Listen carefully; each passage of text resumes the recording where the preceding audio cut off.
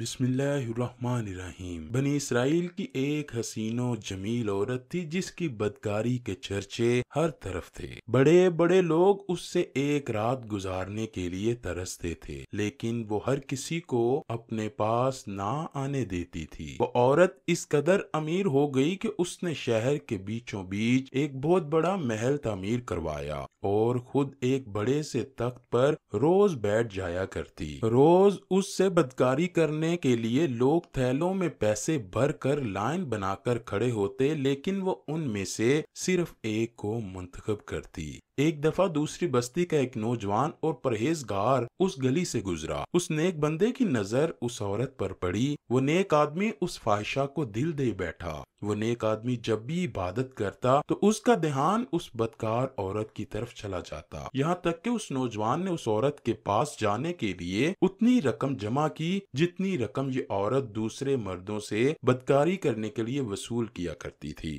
جب رقم جمع ہو گئی تو وہ نیکوکار نوجوان بھی اس عورت سے شب گزاری کرنے والوں کی لائن میں لگ گیا۔ قسمت اس لڑکے کی کہ اس حسین و جمیل عورت نے اسی لڑکے کو چن لیا۔ باقی لوگ گھروں کو لوٹ گئے اور محل کا دروازہ بند ہو گیا۔ لڑکے نے رقم اس عورت کے حوالے کی اور دونوں ایک ہی بستر پر بیٹھ گئے۔ متقی لڑکا اور بدکار عورت آپس میں باتیں کر رہے تھے کہ متقی بندے کے دل میں خیال آیا کہ میں نے ساری زندگی نیک کاموں میں گزاری ہے، آج میں اس بدکار عورت کے پاس بیٹھا ہوا ہوں، میرا خدا تو مجھے دیکھ رہا ہوگا۔ یہ بات سوچتے ہوئے اس کی طبیعت سخت خراب ہوئی اور اس کا جسم اللہ کے خوف سے کانپنے لگا۔ عورت نے پوچھا، تمہارا جسم کیوں کانپ رہا ہے؟ لڑکے نے جواب دیا، مجھے میرے اللہ کے خوف نے گھیر لیا ہے۔ عورت کہنے لگی، تم جس مقصد کے لیے آئے تھے اپنا وہ مقصد پورا کرو اور یہاں سے چلے جاؤ۔ متقی شخص نے کہا، نہیں، میں بدکاری نہیں کروں گا۔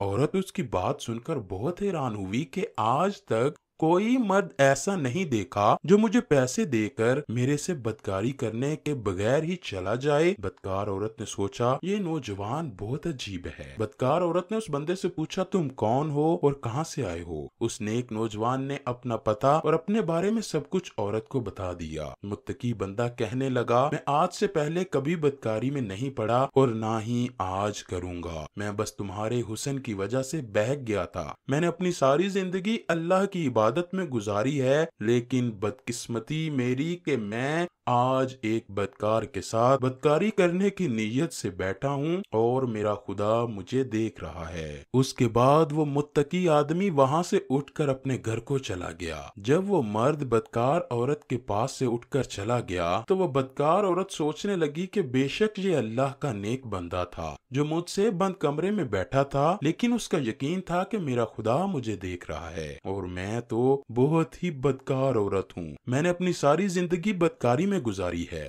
ہائے اللہ، میری بخشش کیسے اللہ کے ہاں قبول ہوگی؟ اس بات نے بدکار عورت کو گھیر لیا۔ اس بدکار کو اس نیک بندے کی صحبت بھا گئی۔ اس عورت کے دل میں خدا کا ڈر بیٹھ گیا۔ وہ اپنے سب اعمالوں پر شرمندہ ہونے لگی۔ اس نے سوچا کہ میں حضرت موسیٰ علیہ السلام سے پوچھتی ہوں کہ میں بدکار ہوں، میرے لیے بھی کیا کوئی توبہ کا راستہ موجود ہے؟ کیا خدا مجھے بخش دے گا؟ عورت اپنے تخت سے اٹھی اور سیدھی حضرت موسیٰ علیہ السلام کے پاس چلی گئی۔ وہ عورت اپنے بدعمالوں کی وجہ سے بہت مشہور تھی۔ وہ عورت جب حضرت موسیٰ کے پاس پہنچی تو اس نے دیکھا کہ حضرت موسیٰ بنی اسرائیل کو واعظ و نصیحت میں مصروف ہیں۔ اس بدکار عورت نے حضرت موسیٰ کو اپنا پیغام کسی مرد کے ہاتھ بھیجا تو اس مرد نے سب کے سامنے ہی حضرت موسیٰ سے کہا کہ اے موسیٰ، فلاں عورت آپ علیہ السلام کو ملنے کے لیے آئی ہے۔ اس عورت کی بدکاری ہر طرف مشہور تھی، اس لیے حضرت موسیٰ علیہ السلام نے فرمایا کہ اس عورت سے کہو کہ میں تم جیسی بدکار عورت سے نہیں ملنا چاہتا، یہاں سے واپس چلی جاؤ۔ اس مرد نے اسی طرح آ کر اس عورت کو بتا دیا تو وہ بدکار عورت بہت شرمندہ ہوئی۔ اس بدکار عورت نے سوچا کہ میں اتنی بدکار ہوں کہ میری توبہ کا اب کوئی راستہ نہیں، میں نے خدا اور اس کے پیغمبر کو ناراض کیا ہے، میرے لیے تو اب اس دنیا میں کوئی ٹھکانہ نہیں۔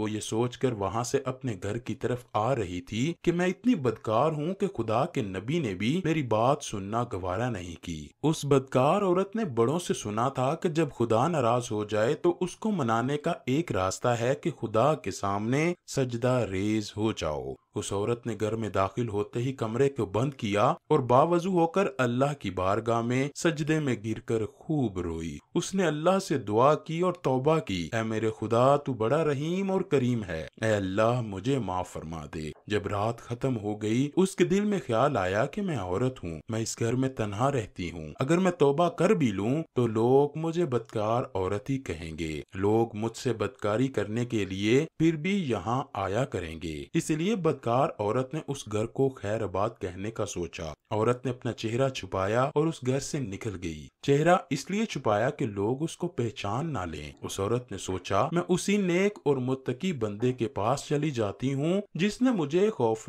خدا یاد دلایا ہے، ہو سکتا ہے کہ خدا مجھے بھی اس نیک بندے کے صدقے معاف کر دے، شاید وہ نیک اور متقی بندہ میرے سے شادی کرنے کے لیے ہی رضامند ہو جائے۔ وہ عورت اس کی بستی میں داخل ہوئی، بستی والوں سے پوچھتے ہوئے اس نیک بندے کے گھر میں جا پہنچی۔ اس نیک بندے کے گھر پہنچ کر عورت نے کہا کہ میں فلاں بندے سے ملنے آئی ہوں۔ گھر والوں نے کہا وہ اس وقت عبادت میں مصروف ہے، جب اپنے کمرے سے نکلے گا تو تب ہی تم اس سے مل سکتی ہو۔ وہ عورت کمرے کے باہر اس کا انتظار میں بیٹھ گئی۔ جب اس نیک بندے کی عبادت کا وقت ختم ہوا تو اس نے اپنے کمرے کا دروازہ کھولا۔ وہ عورت کمرے کے دروازے کے بالکل سامنے ہی بیٹھی تھی۔ اس عورت کو دیکھتے ہی اس نیک اور متقی بندے کو وہ وقت یاد آ گیا کہ جب میں اپنے خدا کی عبادت کو چھوڑ کر اس کے ذہن میں یہ آیا کہ یہ عورت پھر سے میرا ایمان خراب کرنے کے لیے یہاں آئی ہے، میں نے تو پہلے ہی بہت مشکل سے اس کا خیال ذہن سے نکالا ہے۔ نوجوان پر خدا کا خوف طاری ہو گیا تو وہ خوف سے زمین پر گرا اور اس کی روح پرواز کر گئی۔ اس کے وصال پر گھر والے بہت دکھی ہوئے، وہ عورت بھی دکھی ہوئی۔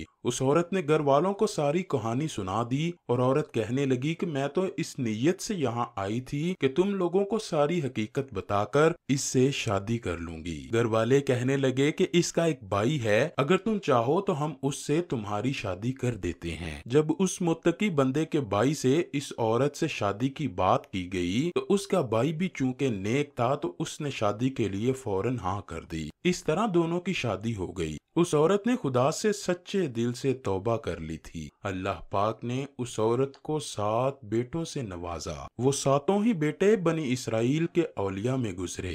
اگر کوئی بدکار عورت بھی اللہ سے توبہ کرے تو اللہ پاک اس عورت کو 7 ولیوں کی ماں بنا دیتا ہے۔ خدا کتنا رحیم و کریم ہے، وہ چاہے تو بڑے سے بڑے گناہوں کو آسانی سے معاف فرما دے۔ اللہ سے دعا ہے کہ وہ ہمیں نیک اعمال کرنے اور برائیوں سے دور رہنے کی توفیق عطا فرمائے۔